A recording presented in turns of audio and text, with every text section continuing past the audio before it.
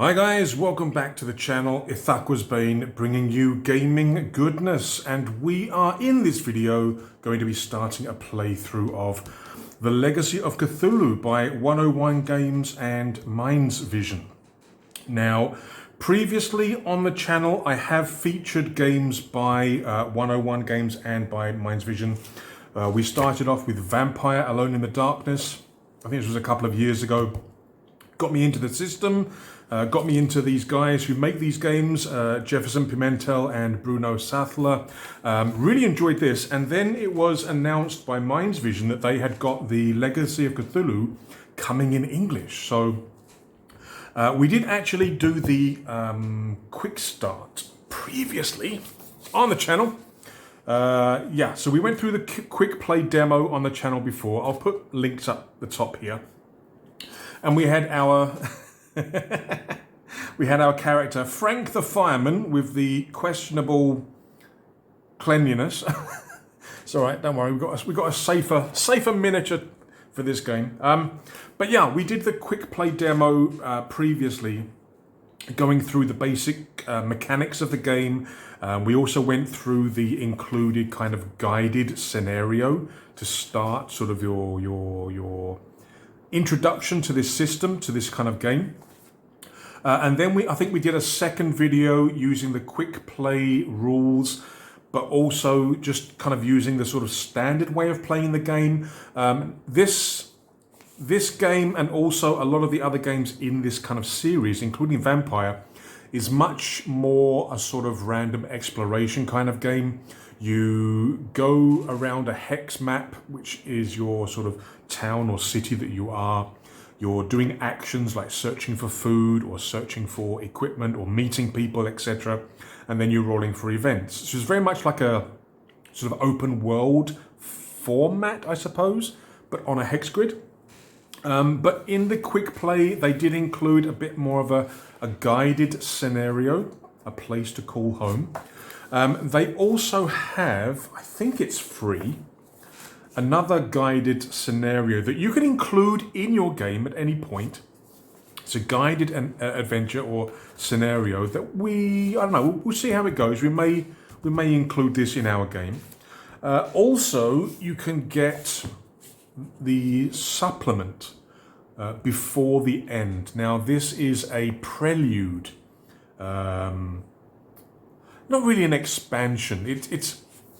It's basically a tool to allow you to play before Cthulhu. Because that's the essence of this game. Again, I've explained all this when we did the quick play. Again, I'll link all those up in the corner. But essentially, you're playing in a post-apocalyptic world where the apocalypse was caused by Cthulhu and the Great Old Ones awakening. But yes, this before the end supplement basically gives you all the sort of replacement tables or additional information so that you can actually play before and during the apocalypse as the Great Old Ones awaken. Now, the quick play I think is free. The guided adventure Symphony of Madness I think is free.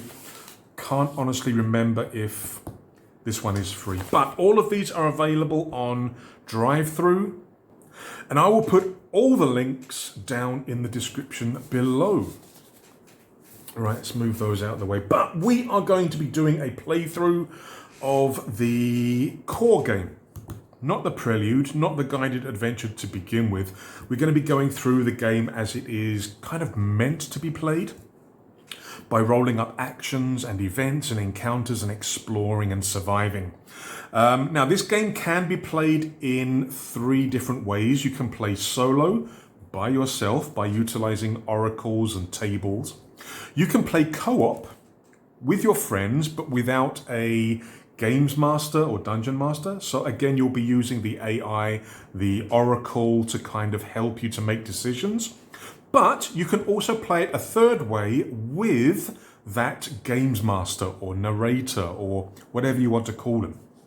So there's a lot of flexibility in this game, and not just this game, but all the games in this series. And like I say, I really enjoyed the Vampire game. I think I have the new version coming. I'm not sure when I'm going to get it, but this has been revamped by mindsvision, sort of updated with new artwork and everything else. This is the first English version, but we'll see. I want to get the new version and see how it's different, and I want to play it. There's also talk that the other games in the series are going to be coming to English as well. So watch this space. Right, what else? Yes, we're not going to be using Frank anymore. I'm going to create a new character. I have made a decision in terms of where we are going to be playing. You do have an option of creating your own map, your own hex grid. I think I did this with my vampire playthrough. I created my own town.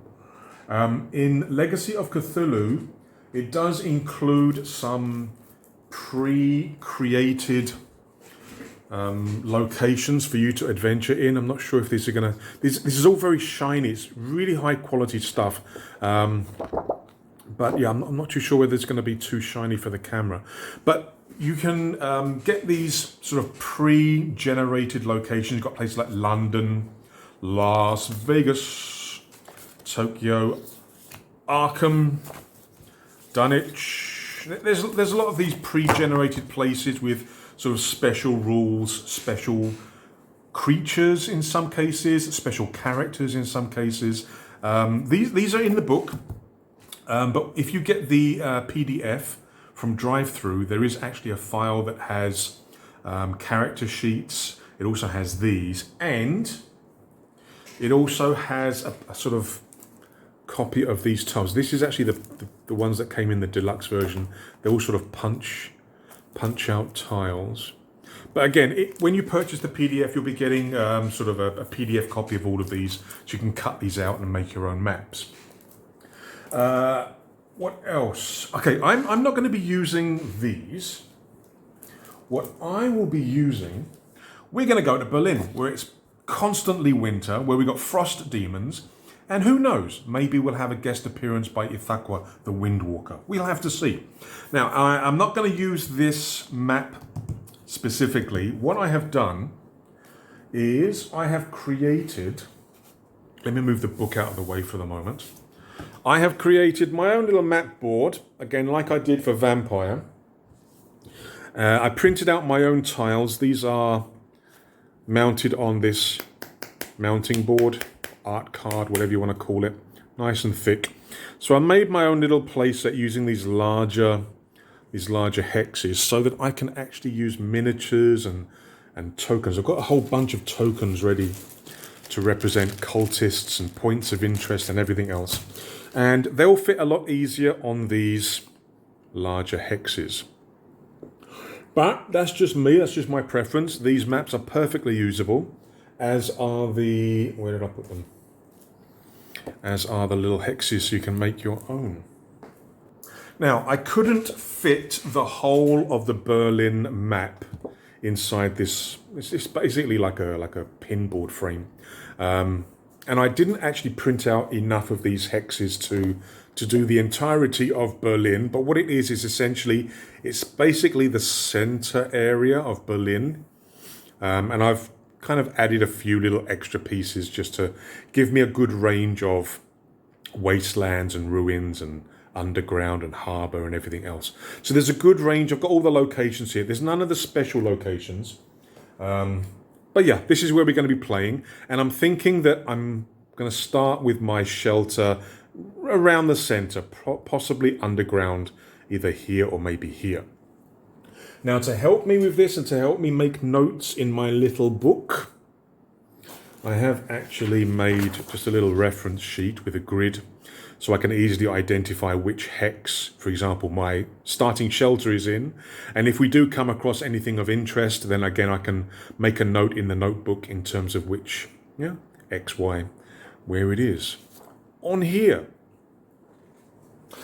Right, what else is there? I've gone over that. I've said I've got loads of tokens. I mean, I printed these out a long time ago for my Savage Worlds games. But yeah, these are all going to be used. Not going to use Frank. Going to use a different character for this game. You're going to need at least 1d10. 2d10 is probably better. 2 10-sided dice, because there will be times when you have to roll 2 when you have an advantage or disadvantage. What else? Okay, one more thing. When I meet survivors, there's a chance that they will join me in terms of joining me in the shelter, joining my party, so to speak. If and when that happens, what I'll be doing is I'll be rolling them up. Let me move this out of the way for a second. I won't be rolling them up as complete characters to begin with, because that takes quite a while, and you're going to need a character sheet for each one, which can get a little bit hefty once you start getting loads of sort of survivors in your shelter. But what I will be doing is I'll be rolling them up again, as I did in the quick play. I'll be rolling them up using the sort of the bestiary entry, because it gives you a little bit of variability in terms of what they are, whether they have more hit points, whether they prefer ranged attack or melee combat or things like that. So what I'll do is that if I come across any survivors, I'll be rolling them up on here to give them a little bit of randomness. And what I've done is I've actually done, and again, I use this in the quick play, I've done this kind of like summary sheet for the survivors in addition to my character, with their basic stats and also a space to put down things like skills and important equipment. If it comes to a point when I really need more information on a certain character, then I will be creating a character sheet for them. But I don't want to kind of have 10, 15, 20 character sheets. This can all put them down into one sort of summarized area. What else? For miniatures, I'm probably going to be using... I've got some miniatures here from the game This War of Mine. If you haven't played This War of Mine, the board game by, I think it's Awakened Realms, I highly recommend it, but be warned, it's a very dark, very sad, very adult game, but it is, it's a game that can really upset you, but I find that it's a game that you should really play to really get an idea of what war is like. But yeah, inside that game you have a whole bunch of these sort of post-apocalyptic figures, so I'll probably use one of these to represent my character. And to add a little bit of flavour to my character and also to the survivors we find, I've got this. This is a book from Jeff Ashworth, the Games Master's Book of Random Encounters. And this is actually part of a series of books. And this was very kindly sent to me by, hang on, let me just check the name, because I did forget. It was sent to me by Georgina, one of my viewers. Thank you very much, Georgina. I think I have thanked you previously, but again, thank you very much for sending me this. In this, it is mainly focused towards sort of fantasy encounters. It's an amazing book.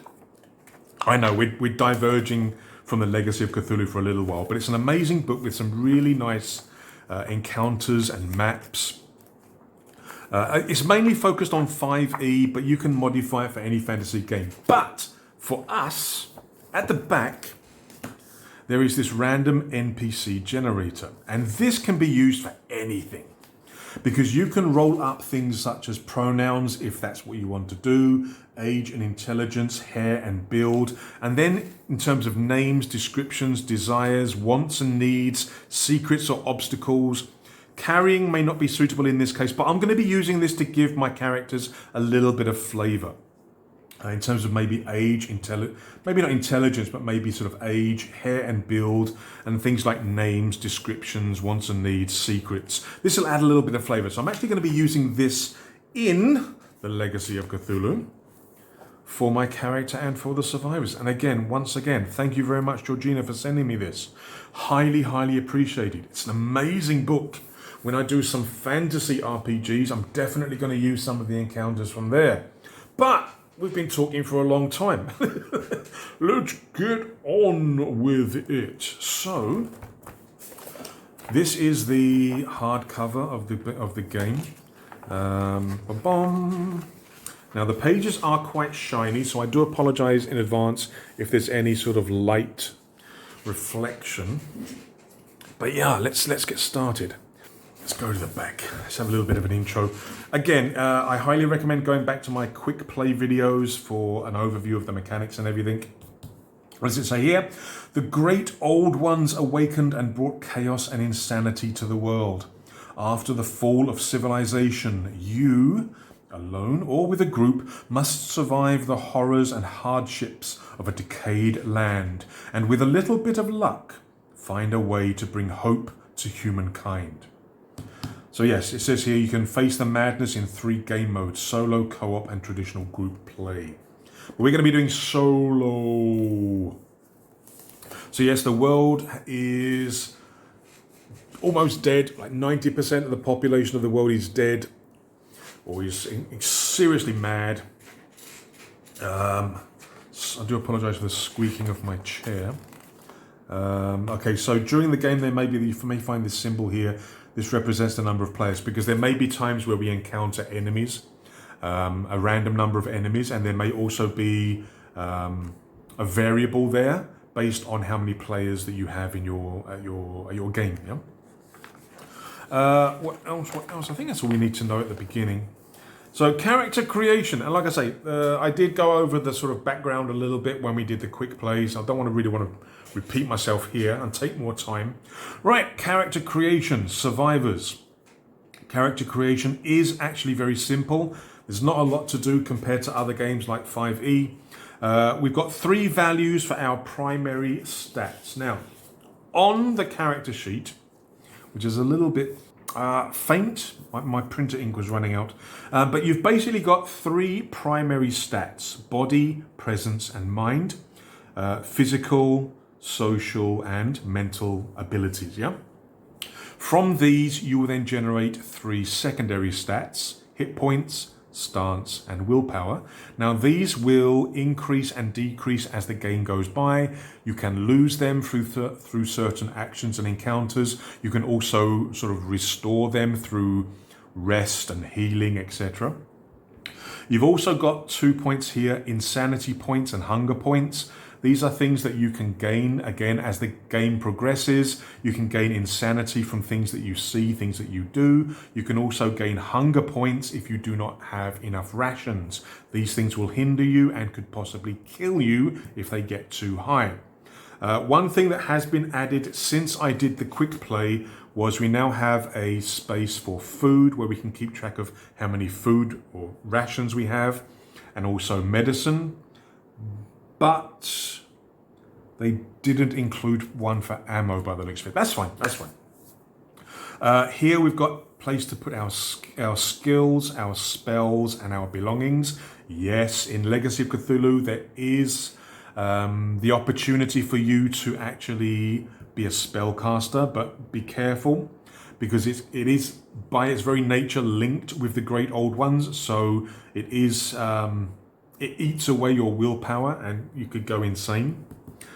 Belongings, or your equipment, and down the bottom here you have space for your shelter.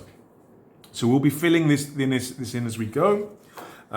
What else? Okay, so first thing we need to do is to assign the values of 4, 3, and 2 to the prime, or the primary statistics: body, presence, and mind. So we've got a 4, a 3, and a 2. Now I'm thinking that I might actually use this game as a way of showing you as much as I can. So I'm thinking that I want to make this a spellcaster, somebody who can actually use magic. When you want to cast spells, you're going to have to make a mind check.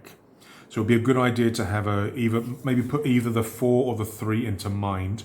Another good one to have is body, because a lot of the time if you encounter enemies and you don't kill them, or you can't evade them, you normally have to do like a body check to avoid getting hurt by them. Presence is like your social ability, your ability to interrogate, convince people, to get people to like you, like charisma. That can be very useful as well. As we saw in the last, I think in the quick play, Frank the fireman didn't have a very good presence. So when he went to the other shelters, they basically told him to go away. But I'm thinking that I'm going to put a 4 in mind, 3 in body, and a 2 in presence. So a 4 in mind, 3 body, and 2 presence. Okay, then what we do is we have to create our secondary stats, our hit points, stance, and willpower, and this is done by adding 5 to your primary stats. So, it says here, add 5 to your body, presence, and mind to calculate hit points, stance, and willpower. So, our body plus 5 is 8, that's how many hit points we're starting with. Our presence is 2, plus 5 is 7, so that's our starting stance. Now, what we'll find is that pretty much everything has higher than 7.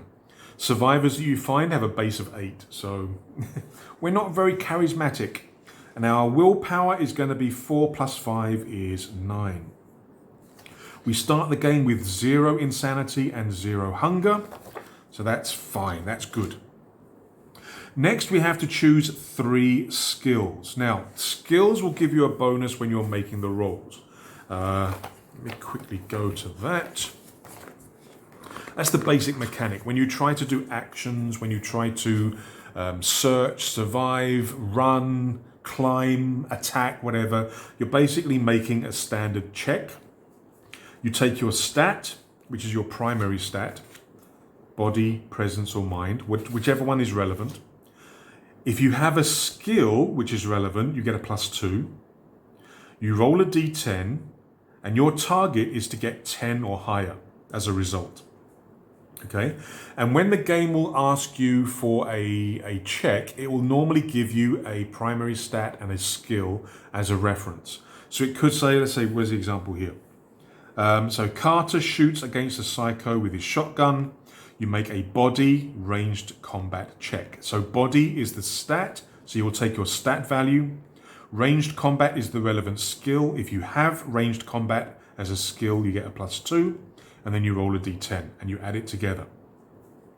If you roll less than 10, you fail. If you roll higher than 10, you can also get a power bonus. So when you roll higher than 10, every point you roll higher gives you a +1 to an effect. It can be a +1. Sorry. If you rolled, for example, 11, you get a +1 to your damage, for example. Or maybe you get a +1 in terms of how far you jump. If you rolled a 12, you get a +2 to your damage, or +2 to the distance you jump, for example. What else? You can also have an advantage or disadvantage. Sometimes there'll be things where it obviously makes it easier for you, in which case you'll be rolling 2d10 and taking the highest. It's called an advantage. There will also be times where the situation is more difficult than normal, in which case you'll be rolling 2d10 and taking the lowest, which is called a disadvantage. I'll explain all this as we go through, but essentially your skills, if you have the relevant skill, you get a +2 to the roll. So now, I want to play a spellcaster so I can show you guys how that works. For that, you need to take the Arcana skill. If you don't have the Arcana skill, you cannot cast spells. So that has to be one that I have to take. So it's up here, Arcana. I'm going to tick that off. Now, it's also useful to either have survival or some kind of combat skill. I'm thinking that I'm going to go with a combat. What should I choose, melee or ranged? Ranged is useful whenever you use guns, obviously, but melee is useful in defense, because a lot of the time when you come up against enemies, they're going to get into close combat pretty quickly, because the essence of the location you're playing with is very claustrophobic. You've got ruins everywhere, so ruined buildings and everything. So I'm thinking melee could be maybe more useful. Yeah, I think I'm going to take melee combat as well. Okay. Now it says we have to choose 3 skills. So the third skill, again, survival is very useful. Athletics can be very useful for running away. Subterfuge is useful when you want to try and hide. Manipulation would help my presence, because I've got quite a low presence. Manipulation could help with that.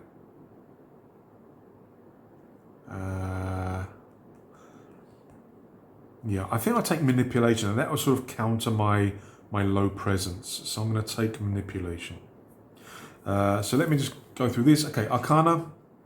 Your character can use the potent and profane sorcery of the Great Old Ones and wield their eldritch artifacts. However, arcane power comes with a price. Using it to your heart's content can gradually drive you insane, transforming you into a servant of these powerful creatures. Manipulation.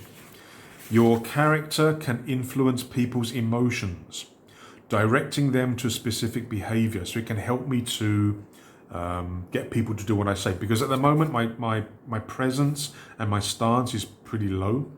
When you meet somebody, you compare stances to see who's dominant, I suppose. So manipulation, if I have to make checks, is going to give me a bonus for that. Can influence people's emotions, whether through seduction, deception, or intimidation. You can get information or influence people to act according to your goals. So that kind of, I think that's going to help me in terms of my presence. And then we also choose melee combat. Your character knows how to use melee weapons and fighting styles. As such, they can use their ability to subjugate enemies, dodge melee attacks, or even analyze the enemy's technique. Yeah. So, one thing I also need to add, and I think, again, I showed this when we did the quick play, is that when you're making a check, sometimes it will tell you which stat to use, but other times you can make a decision which one to use. So, for example, things like melee combat. If I'm physically attacking somebody, I would use my body stat, yeah, as the stat for the check. But if I'm trying to analyze, trying to understand what style they're using, or maybe look at how they're fighting and see if they have any weakness, then that could be a mind melee combat check. Because I'm using a different primary stat to accomplish my goal. So yeah, that could be another thing we have to remember, is that unless we're told otherwise, we can actually choose which stat we think is more relevant to the check. Okay. So that is the skills done. We've chosen 3 skills. What's next? Pick your starting items. Think carefully about the items you choose, okay? And then we can choose our spells. Right, so we're going to be choosing our starting items. We can choose a weapon from table 2 and armor from table 3. Now, it is completely free choice. Now, we've only got common weapons, table 2. Table 2A is exotic weapons. We're not going to get anything like that yet. Armor. I mean, we could get really good armor, but while you wear the heavier armor, every body check related to dexterity or agility is made with a disadvantage. So, not always the best idea to take the really heavy stuff. It can also affect us during the game if we want to walk across thin ice, for example. These would definitely give me a disadvantage on the roll. So what I'm going to do is I'm going to start off with a light vest, which reduces any damage that I take by 1, which is useful, but it's not going to give me any disadvantage if I'm making dexterity or agility checks. So under belongings, I'm going to put here light vest, and that's a -1 damage. Okay. Now we also have to choose a weapon, just one, is it? Now I'm thinking that I'm going to take a melee weapon, since that's what I'm good at. Choose a weapon, singular. Right. So I'm thinking, I think Frank had an axe last time, didn't he? +3. Machete, sword, hammer. I mean, if I'm sort of going to be playing sort of min-maxing, then I'll probably take an axe. But I'm thinking maybe a machete would be useful, because I'm thinking that a machete could be useful in getting through sort of wooded areas or undergrowth or wasteland areas. If the going gets tough, I think a machete could be quite useful, sort of chopping my way through. So I think I'm going to take a machete, even though it does a bit less damage. Body stat +3 versus body stat +2. I think it makes more sense in terms of role playing. So again, I'm going to put it at the bottom here because we may get more weapons as we continue. I'm going to put here a machete, and that gives me +2 damage. Yeah, +2. Right. That's that done. Right. What's next? Choose a piece of equipment from table 4. Actually, let's move my little bookmark. Not there. I want it here, don't we? Right. Table 4, equipment and resources. Right, now, I'm kind of stuck in terms of what I need to take here. Because Berlin has this special rule, the eternal cold. Where is it? Survivors not dressed in cold weather clothing and equipment will have a disadvantage on all checks after a few hours exposed to the cold. The number of hours equal to the survivor's body value. If the exposure lasts for several hours equal to the survivor's hit point value, the survivor will die of hypothermia. So, I'm thinking that winter clothes is kind of a, a must choose if we're playing in Berlin, which we are. So I'm going to put here winter clothes. That will basically help me to survive.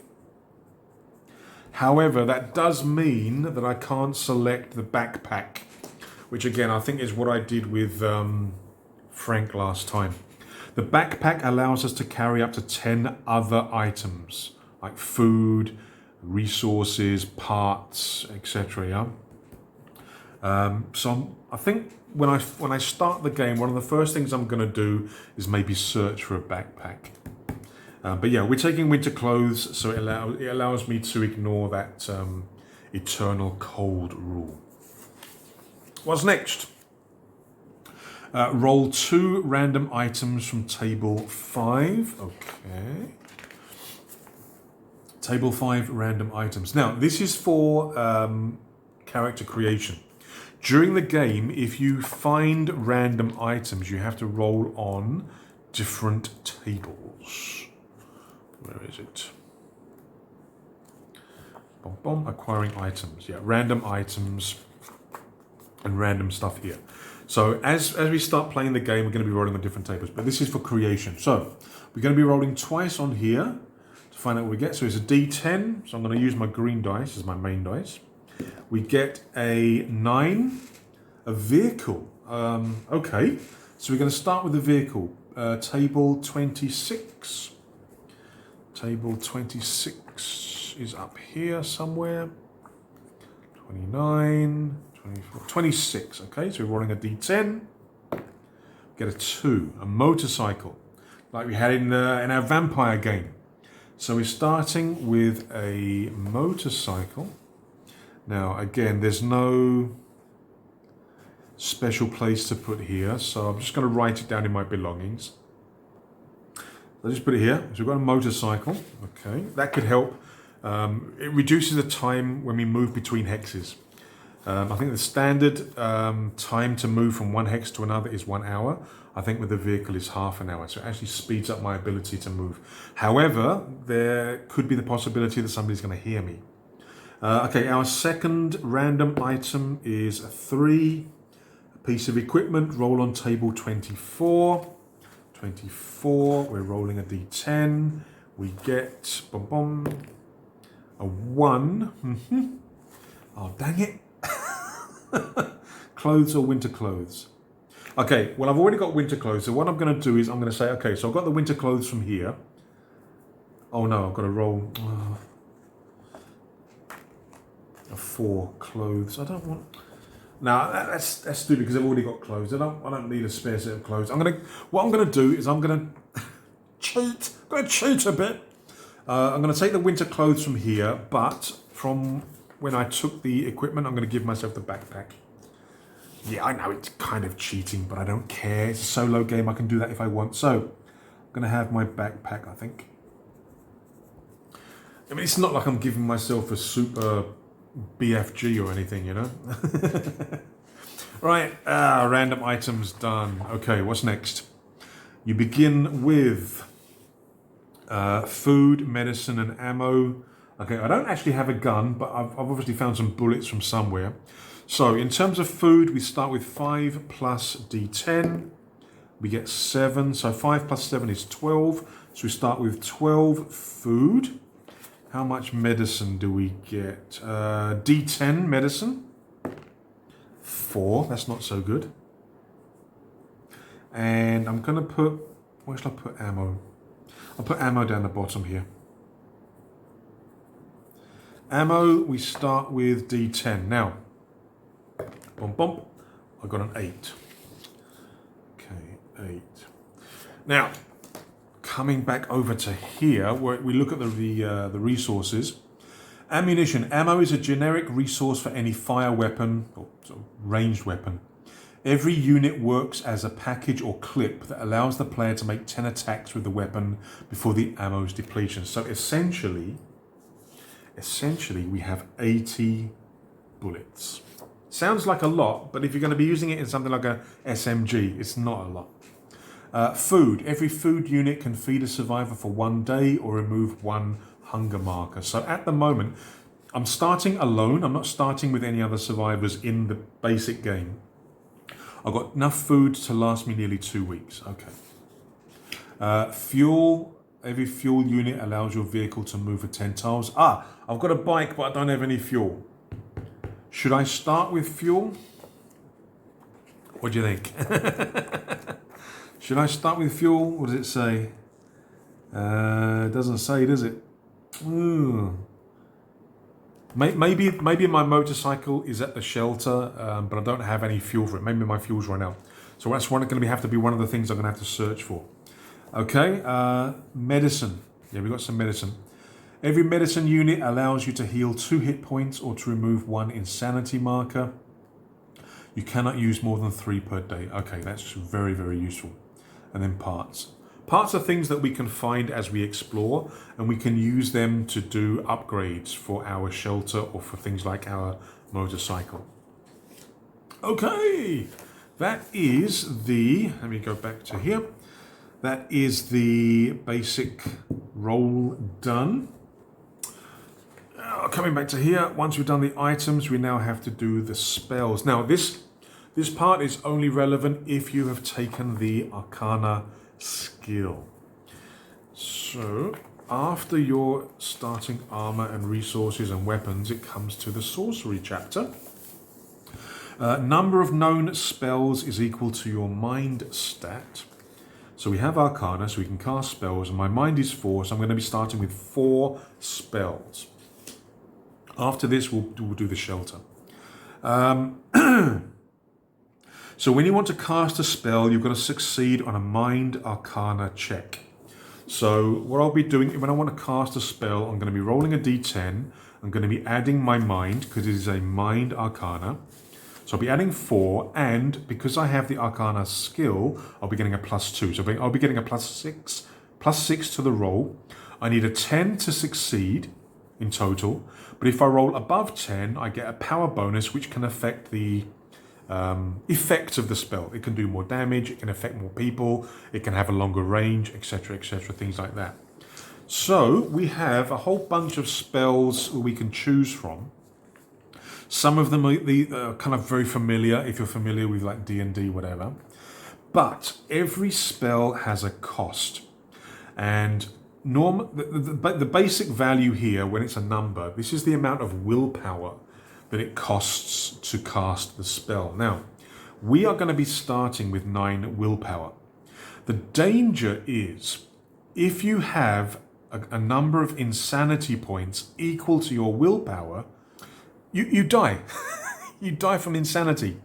If the number of insanity points is equal to your mind stat, basically you're being affected by the insanity, and everything you do is going to be at a disadvantage. So spending all your willpower is not a good idea if you're going to be coming up against things that can cause insanity. Another thing is that you can actually spend willpower points to reroll dice. But again, be careful, because once you start getting insanity points, this becomes life or death. So I think. Okay, another thing is that some spells would have additional costs. So if you cast Arcane Shield, for example, it's going to cost you 3 willpower, and it's going to give you a hunger marker. Hunger markers, go to the bit of the rules where it says hunger markers. Okay, so if the number of hunger markers is equal to your body stat, every check you make has a disadvantage, like with insanity. If the number of hunger markers reaches the number of hit points, you die. So again, management of those secondary stats is critical to see whether you live or die. Your hit points, your willpower, you've got to watch out in terms of whether your insanity or your hunger is high enough to reach those, because it can kill you. It can kill you. But yeah, astral projection, cost of 6 willpower and 1 insanity. Now what I'm thinking, especially to begin with, you can learn more spells later on as you gain more experience. Basically, every day that you survive, you get an experience point. You can use experience to increase your stats, get new skills, or to get new spells. You can also build and upgrade items later on as you find parts and stuff. But we'll come to those as we find them. But yeah, I'm thinking that to begin with, I'm going to choose more safe spells. So this probably won't be a good idea to begin with. But I also want the spells to be useful. So things like Cure Wounds could be useful, but Cure Wounds would give hunger markers. Restore up to 1+ power bonus of the target's hit points. I mean, that could be useful, but the thing is, other than me, so I can't use Cure Wounds on myself. Dominate people or animals can be extremely useful, but it costs 5 willpower. So I'm thinking that maybe I'll be looking at lower cost spells to begin with. Right, I'm thinking that I'm going to take Arcane Shield. Yes, it gives a hunger marker, but it allows me to reduce damage by 5 for 1+ power bonus turns. So I'm going to take Arcane Shield, I think. So Arcane Shield, cost of 3 + 1 hunger marker. It could be useful. I'm also thinking in terms of utility, create small light could be useful. Causes an item to glow like a flashlight for 1+ power bonus hours. So that could be very useful if, for example, we have any kind of investigations or encounters at night or anything like that. And it only costs 2. So again, it's a utility spell. I mean, it could also be used as something I could use as a distraction. Cast it on an item, throw the item somewhere else. The enemies could maybe follow that. So I think I'll take Cure Wounds anyway, even though I can't use it on myself. Like I say, it could be useful when I start getting other survivors. So again, costs of 3 + 1 hunger marker. And then for the final spell, I'm thinking either Enchant Armor Weapon or Inflict Harm. Inflict Harm would give me the ability to do ranged attacks. And I'm thinking that this could potentially also be silent. Because one of the things I was thinking of in terms of taking like a ranged weapon instead of my machete was in terms of the noise factor, But maybe if I use Inflict Harm, maybe I can do it silent, as a silent attack. So maybe I think I'll take Inflict Harm. And that has a base cost of 3. Okay, right. Now as far as the character is concerned, we are done. The book also includes all these artifacts that you may find. But we're now down to our shelter. Now, I'm thinking that I'm going to put my shelter here, which on the map here. So this is going to be 3. Okay, D3 is going to be our starting shelter. Is going to be here in D3. Move these out of the way. So our starting shelter is going to be in Berlin, D3. So D3 is an underground location.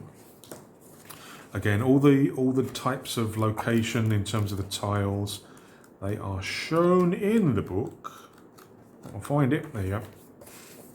So D3 was this tile, so it's an underground tile. These are going to be used again later when we come to do the encounters and the events. So underground is a chamber. So I put here underground chamber. Now the good thing about these are it has the highest defense, which means it's not so easy for horde attacks to overwhelm it. Horde attacks are something that you need to worry about in this game. Cultists and zombies and God knows what else can attack your shelter, like in Walking Dead kind of thing. So the underground chamber has the biggest defense, but the problem is it's only got 3 space. When you look at upgrades and elements of your shelter, they all take up a certain type of space. Well, space or tech So, for example, with a space of 3, you can only have 1 dormitory to begin with. If you don't have a dormitory, you've only got space for you. That's it. But a dormitory also allows you to have another 5 survivors stay there. But that takes up 2 space, so you've only got like 1 more space that you can use. You've also got tech. All the types of shelter are 5, except for the wasteland farmhouse, which has 3. Tech is things such as electricity, radio communicators, perimeter defenses, weapon systems, workshops. Yeah. So our chamber has a defense of 70, so it's fairly safe. Not completely safe. A space of 3 and a technology of 5. Now, what upgrades are we going to start with? So when we start the game, we've got to create and keep a shelter that will serve as a base for you and any other survivors who joins you later. Can be upgraded. Now, you can increase the space value, you can increase the technology value, you can increase the defense value as you develop and evolve your base. You can also add more upgrades, but again, this comes later as you find resources and get the ability to do that. But to start with, we've got 3 space and 5 technology. Now I'm thinking that I want to have a dormitory to begin with. So if we find any other survivors, they can come and live there. But I'm only going to have enough space for 5. So I'm going to put here a dormitory. A water collector could be useful. Provides 2 units of food per day. But I'm going to take the water collector. Later I can get a vegetable garden, which provides 5 units of food per day. I'm going to need that if I get more survivors, but a water collector I think will be useful to begin with. So I'm starting with 12 food, and that's going to provide me 2 extra per day. So I'm not going to run out of food for myself as long as I can keep the shelter. Now we also have 5 technology. I could get electricity. Electricity is a prerequisite for certain things. Electric fence. Every creature that charges against your shelter takes 2 damage per turn.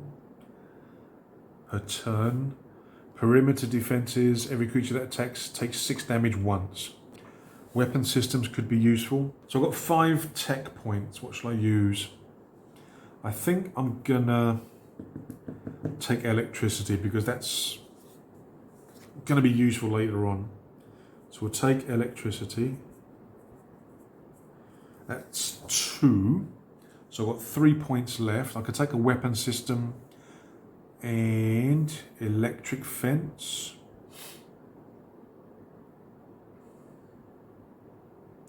Two per turn or just 6 damage once. I think I'm going to take the electric fence. 2 more technology points left. I could take the weapon system. I'll take the weapon system, I think. I'll take the weapon system. Right, with that, we are actually done. We don't have any other survivors to put on here yet. We haven't found any. But we have created our character. Oh, we haven't done our name yet, have we? Now, for the character, for the name and a little bit of background info, I'm going to be using this. So let me move the Legacy of Cthulhu book out of the way. We'll need that in the next video when we start playing. And let's bring out the Book of Random Encounters. Got at the back, random NPC generator. We've also got at the back here, whoops. We've also got things like random tavern generators, random curse creators. That might come into play, possibly.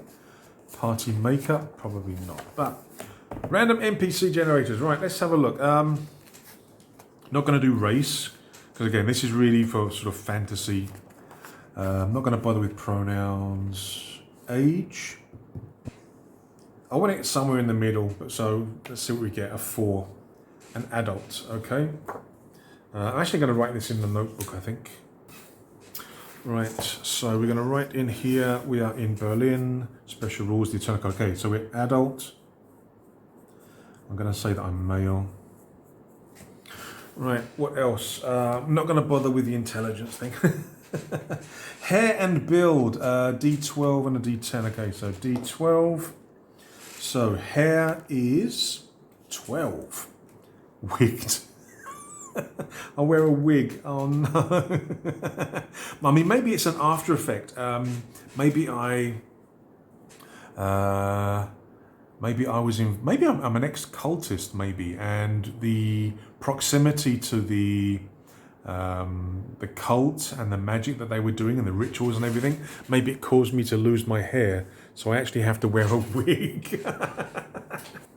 But we have to roll again for a description. So what type of wig do we wear? 11.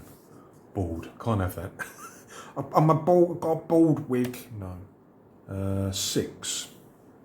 Shoulder length red hair. Okay. Okay.